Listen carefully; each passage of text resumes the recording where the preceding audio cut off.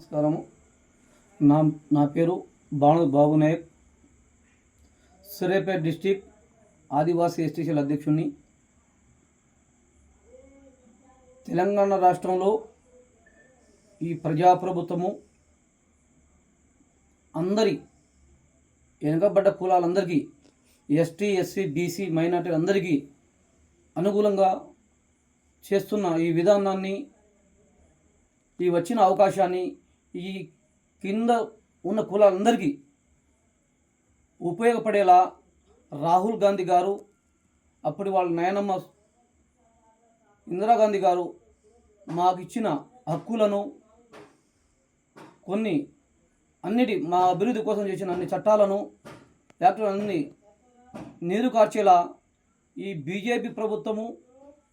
రాష్ట్రంలో ఉన్న ఈ టీఆర్ఎస్ ప్రభుత్వం 10 సంవత్సరాలు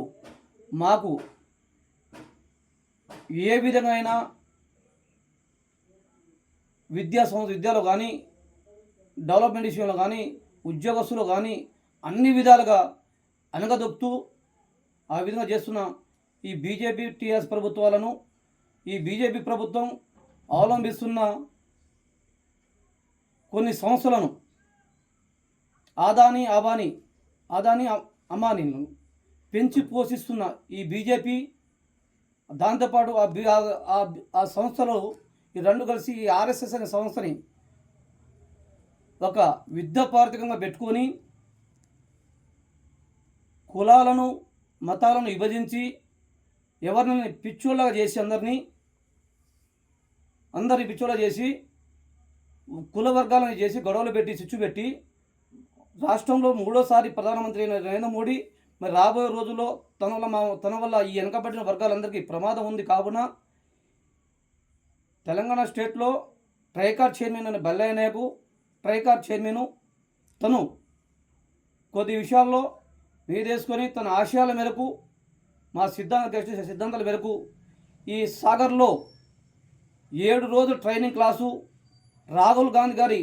ఆదేశాలతో మా బెల్లయ్యకు పెట్టడం జరిగినది. అదేవిధంగా తెలంగాణ స్టేట్లో ఉన్న అన్ని జిల్లాలు కలిసి 7 రోజులు ట్రైనింగ్ తీసుకున్నాము. ఆ ట్రైనింగ్ విధానం ఏంటంటే, కొన్ని చట్టాలు, పీసా చట్టం అని కానీ ఇలాంటి కొన్ని చట్టాలు, అదేవిధంగా ఆ రోజు మమ్మల్ని స్టేట్ గవర్నమెంట్ సహకరిస్తూ స్టేట్ మినిస్టర్ అయిన ఉత్తమ్ కుమార్ రెడ్డి గారు, బట్టి గారు, అదే మా సీతక్క మరియు కోమటిరెడ్డి వెంకటరెడ్డి గారు, పిసిసి గారు అందరూ వచ్చి మాకు సంఘీభావం తెలుపుతూ, అదేవిధంగా స్టేట్లో మాకు వచ్చే ఎస్టీ ప్లాన్ 17,000 కోట్లు కూడా అదేస్టో అన్ని కింది స్థాయి వరకు మాడా స్కీమ్ ద్వారాగా ఏ కండిషన్ లేకుండా ఇచ్చుతామని చెప్పి, అదేవిధంగా ఈ కులాలు 10% స్టేట్ బడ్జెట్లో 10% వాటా ఇచ్చి ఈ కులాలందరికీ సమానంగా చేసేందుకు ఆ రోజు మా మంత్రి వాళ్ళు రాష్ట్ర ముఖ్యమంత్రి ద్వారాగా ఆ రోజు హామీ ఇవ్వడం జరిగినది. అదేవిధంగా మేము రాహుల్ గాంధీ చేసిన ఆదేశాల మేరకు మా సంఘాలను, మా కులాలను, వెనుకబడిన తరగతి అందరినీ కూడా అన్ని గ్రామాల్లో తిరిగి వాళ్ళ డెవలప్మెంట్ కోసం కృషి చేయాలని రాహుల్ గాంధీ గారు ఆదేశించడం జరిగినది.